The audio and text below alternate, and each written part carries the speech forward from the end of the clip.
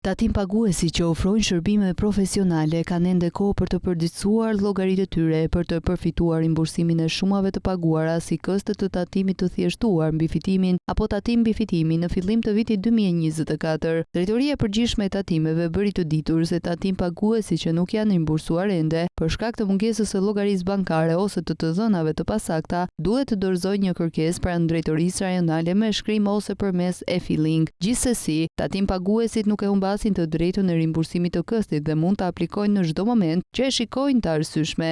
Administrata tatimore ka rimbursuar gjatë dhjetorit të vitit që lan pas 6.1 milion euro, ndërsa shuma e mbetur për të rimbursuar është 380.000 euro. Llogaritë bankare duhet të jenë aktive në një bank të nivelit të dytë në monedhën lek e ngarkuar paraprakisht në e-filing menuja Profili im. Rimbursimi i kësteve të parapaguara nga tatim paguesit, ofruesit e shërbimeve profesionale nisën në fillim të muajit dhjetor 2024. Kthimi i kësteve që bëhet pasi gjykata kushtetuese vendosi në 27 qershor 2024 rrezimin e nenit 69 që detyronte profesionistët e lirë që kishin realizuar të ardhurat deri në 14 milion lek në vit të paguanin tatimin mbi fitimin prej 15%. Ligji për tatimin mbi të ardhurat parashikonte që zbatimi do të niste për profesionet e lira nga 1 janari 2024 dhe për bizneset e tjera në vitin 2029. Nga ky ligj u prekën rreth 29.000 profesionistë të lirë. Një pjesë e tyre parapaguan këstet e tatimit prej 15%, të cilët u përllogaritën në bazë të fitimeve të vitit 2023. Tatimi i profesionistëve të lirë do të fillojë në vitin 2029, një lloj me bizneset e tjera.